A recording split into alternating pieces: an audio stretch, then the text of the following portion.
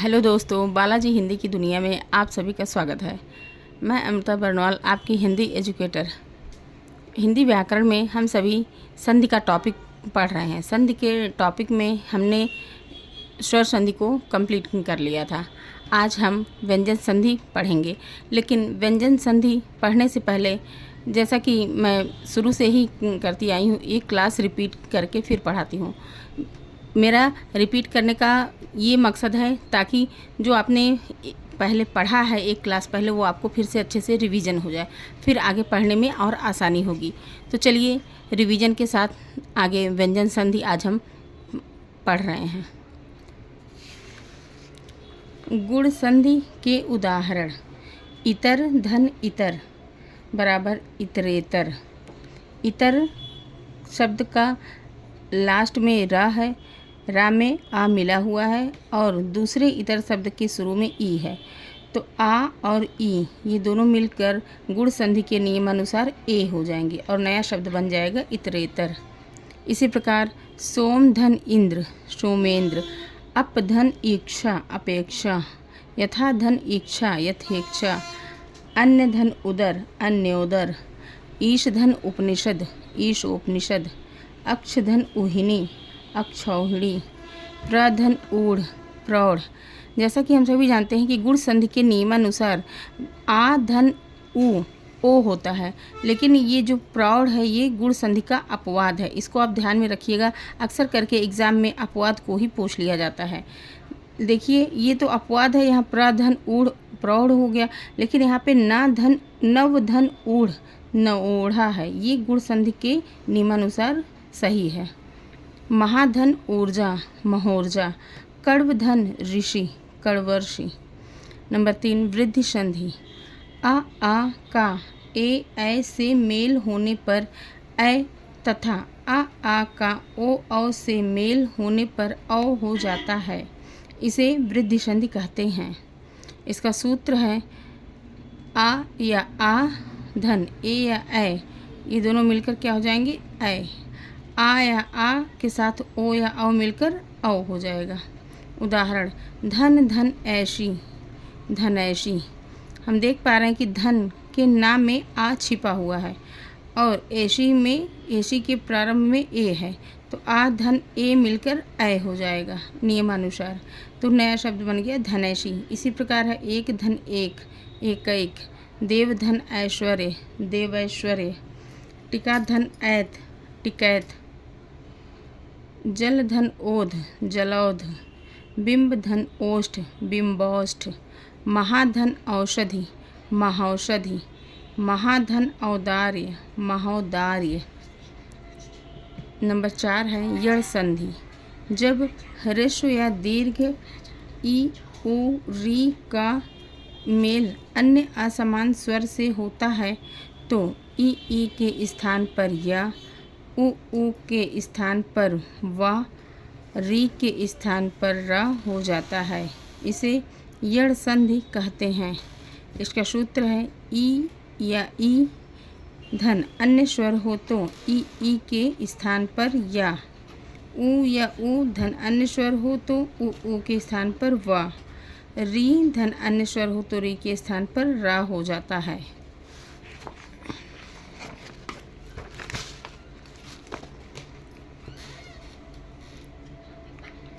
उदाहरण: अधि धन अक्ष अधि के लास्ट में धा में हम देख पा रहे हैं कि छोटी ई की मात्रा लगी हुई है। धन अक्ष के प्रारंभ में छोटा आ है, तो ई धन आ मिलकर क्या हो जाएगा या, और नया शब्द बन जाएगा अध्यक्ष। इसी प्रकार त्रिधन अम्बक त्रयंबक, अधि धन आदेश अध्यादेश, प्राप्ति धन आशा प्राप्त्याशा, अति धन उक्ति अत्युक्ति, निधन ऊन न्यून, प्रतिधन एक प्रत्येक, अनुधन ऐ अन्वय, वधु धन इच्छा वधुभिक्षा, पितृधन अनुमति पितृनुमति, दति धन उदारता दातृदारता। नंबर 5 है अयादि संधि: ए ऐ और ओ औ का मेल जब किसी भिन्न स्वर से होता है तो ए के स्थान पर ऐ के स्थान पर आय, ओ के स्थान पर अव तथा औ के स्थान पर आव हो जाता है। इसे ही अयादि संधि कहते हैं। इसको हम सूत्र के माध्यम से अगर समझेंगे तो बहुत ही आसान भाषा में हम इसको अच्छे से समझ पाएंगे। इसका सूत्र है ए या ऐ प्लस अन्य स्वर हो तो ए के स्थान पर ऐ के स्थान पर आय हो जाएगा। ओ या औ धन अन्य स्वर हो तो ओ के स्थान पर औ और औ के स्थान पर आव हो जाएगा। उदाहरण है चे धन अन। चे में हम देख पा रहे हैं ए की मात्रा छुपा हुआ है और अन के शुरू में आ है, तो ए प्लस आ, ए प्लस अन्य स्वर अर्थात आ मिलकर अय हो गया और नया शब्द बन गया चयन।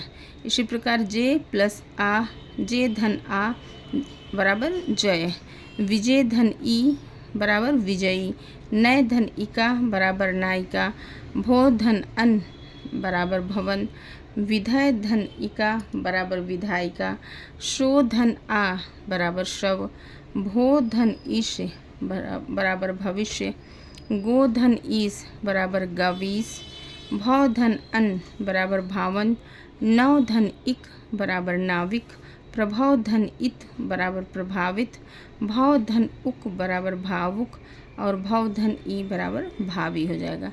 ये तो स्वर संधि यहाँ कंप्लीट हो चुका। अब चलिए हम व्यंजन संधि पढ़ते हैं।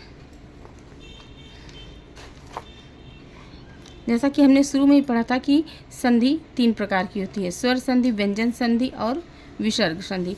तो हम स्वर संधि पढ़ चुके हैं और आज व्यंजन संधि अब हम पढ़ेंगे, फिर आगे जो है विसर्ग संधि भी पढ़ेंगे। व्यंजन संधि, व्यंजन के बाद स्वर या व्यंजन आने पर जो परिवर्तन होता है वह व्यंजन संधि कहलाता है, अथवा व्यंजन ध्वनि के निकट स्वर या व्यंजन आने से व्यंजन में जो विकार उत्पन्न होता है उसे व्यंजन संधि कहते हैं। कहने का तात्पर्य है कि अगर व्यंजन शब्द है और फिर उसके बाद दूसरा शब्द स्वर या व्यंजन से शुरू होता है तो वहाँ जो है व्यंजन संधि हो जाएगा। व्यंजन संधि के प्रमुख नियम निम्नांकित हैं। नंबर 1 है वर्ग के पहले वर्ण का तीसरे वर्ण में परिवर्तन। हमने जब पहला क्लास पढ़ा था वर्ण विचार, तो उसमें हमने कवर्ग, पवर्ग, चवर्ग, टवर्ग, तवर्ग इन सभी को अच्छे से पढ़ लिया था। तो हमें जहाँ तक मुझे पता है आपको इन वर्गों के बारे में अच्छे से जानकारी है, और अगर नहीं है तो मेरे पहले के क्लास वर्ण विचार को आप जाकर उसको अच्छे से देख सकते हैं। उसके बाद आपको संधि ये अच्छे से समझ में ज़रूर से आएगी। तो आइए हम इसको देखते हैं। वर्ग के पहले वर्ण का तीसरे वर्ण में परिवर्तन, अर्थात यदि वर्ग के पहले वर्ण, वर्ग जैसे कवर्ग में आएगा क ख ग घ ङ, चवर्ग में च छ ज झ य, तो ये वर्ग का पहला वर्ण अर्थात क च ट त प के बाद किसी भी वर्ग का तीसरा चौथा वर्ण अर्थात ग घ ज झ ड ढ द ध ब भ तथा या र ला व या कोई स्वर या र ला व या कोई स्वर आ जाए तो पहला वर्ण उसी वर्ग के तीसरे वर्ण में बदल जाता है। इसका ट्रिक है अघोष व्यंजन। अघोष व्यंजन अर्थात सभी वर्ग का पहला दूसरा वर्ण के बाद कोई घोष व्यंजन। घोष व्यंजन मतलब प्रत्येक वर्ग का तीसरा चौथा पांचवा वर्ण या कोई स्वर आए तो वह अघोष व्यंजन अपने घोष रूप में बदल जाता है। ये एक शॉर्ट ट्रिक है, इसके माध्यम से आपको ज़्यादा याद नहीं करना पड़ेगा और ये जो है आसानी से आपको समझ में आ जाएगा। उदाहरण अच धन अंत। अच में आप देख पा रहे हैं कि ये च वर्ग का पहला वर्ण है, अर्थात ये अघोष वर्ण है च, और धन अंत। अंत में आ जो है पहला वर्ण स्वर है, तो ये चवर्ग हो गया पहला वर्ण, और धन स्वर मिल गया, स्वर आए तो स्वर, ये दोनों मिलकर यहाँ जो है चवर्ग जो है अपने ही वर्ग का तीसरा वर्ण, अर्थात चवर्ग का तीसरा वर्ण च छ ज, तीसरा वर्ण क्या आ रहा है ज, तो यहाँ नया शब्द बन जाएगा अजंत। इसी तरह है दिक धन ज्ञान, दिक, ये दिक में जो का है, का वर्ग का तीसरा वर्ण क्या होगा ग, आप खुद काउंट करके देखिए क ख ग, तीसरे नंबर पर ग आ रहा है, तो इसमें जो नया शब्द बनेगा वो बन जाएगा दिग ज्ञान, का जो है गा में बदल जाएगा और नया शब्द बनेगा दिग ज्ञान।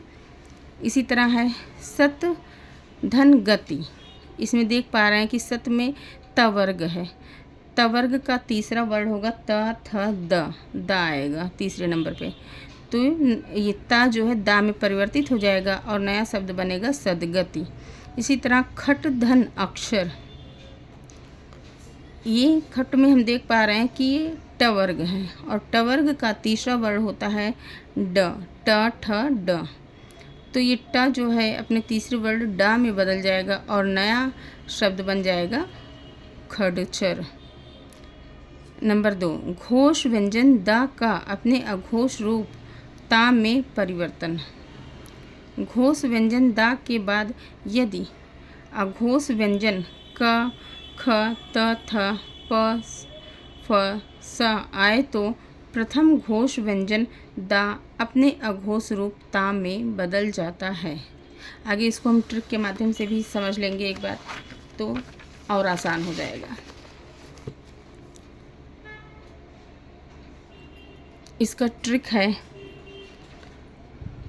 घोष व्यंजन दा धन अघोष व्यंजन बराबर दा के स्थान पर ता अघोष हो जाएगा। अघोष व्यंजन आपको पता ही है, प्रत्येक वर्ग का पहला और दूसरा वर्ण, जैसे क ख त थ प फ स इत्यादि। उदाहरण देखिए, उद धन कट, उद में हम देख पा रहे हैं कि दा यहाँ पे लगा हुआ है और उसके बाद जो है अघोष वर्ण का है, तो ये दा जो है ता में परिवर्तित हो जाएगा और नया शब्द बनेगा उत्कट। इसी प्रकार है उद धन क्षिप्त, यहाँ हम देख पा रहे हैं उद में दा है और धन क्षिप्त में आगे छा है, तो यहाँ भी दा ता में परिवर्तित हो जाएगा और नया शब्द बनेगा उत्क्षिप्त।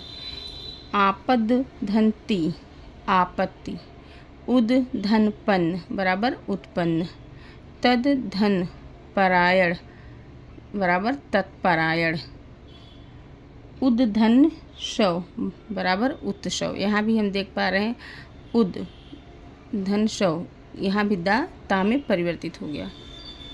इसी प्रकार तीसरा नियम है वर्ग के पहले वर्ण का पांचवें वर्ण में परिवर्तन। कब जो है वर्ग का पहला वर्ण पांचवें वर्ण में परिवर्तित होता है, इस नियम में हम यही देखेंगे और इसको अच्छे से समझेंगे, क्योंकि ये यहाँ से प्रश्न अक्सर एग्ज़ाम में पूछे ही जाते हैं। यदि किसी वर्ग के पहले वर्ण का मेल पांचवें वर्ण से हो तो पहले वर्ण के स्थान पर उसी वर्ग का पांचवा वर्ण हो जाता है।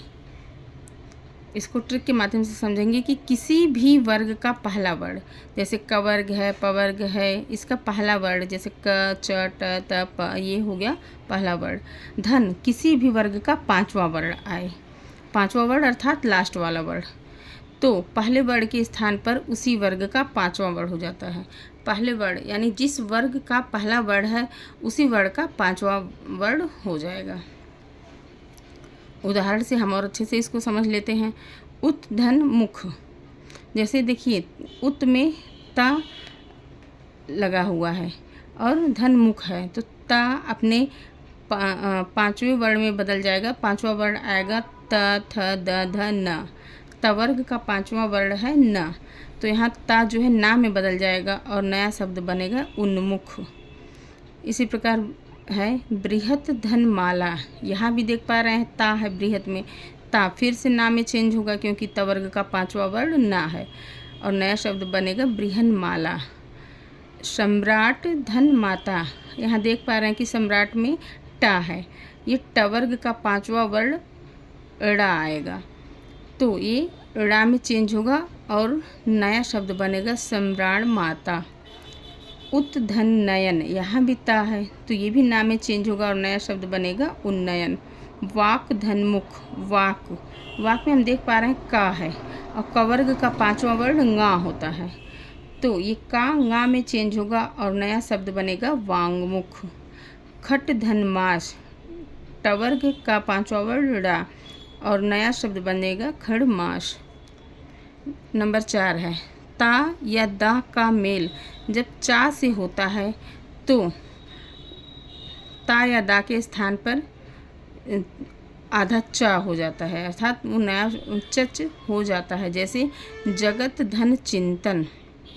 अब हम यहाँ देख पा रहे हैं जगत, ये जगत में लास्ट में ता है और आगे च वर्ग का चा है, तो ये जो ता है ये भी चा में परिवर्तित हो जाएगा और नया शब्द बनेगा जगत चिंतन। इसी प्रकार उत धन चाटन, उच्चाटन। शरद धन चंद्र, शरद चंद्र। शत धन चरित्र, सच्चरित्र। तो दोस्तों आज ये जो है व्यंजन संधि भी हमारी कंप्लीट हुई। आगे नेक्स्ट क्लास में हम विसर्ग संधि को पढ़ेंगे। आपको ये व्यंजन संधि पर मेरी क्लास कैसी लगी कमेंट में ज़रूर से मुझे बताइएगा, और आगे जब ये टॉपिक कंप्लीट हो जाएगा तो आगे आप कौन सा टॉपिक पढ़ना पसंद करेंगे ये भी मुझे कमेंट करके ज़रूर बताइएगा। और मेरी वीडियो अगर अच्छी लगे तो आप लाइक, सब्सक्राइब और शेयर ज़रूर से कीजिएगा। मिलते हैं नेक्स्ट वीडियो में, तब तक के लिए नमस्कार।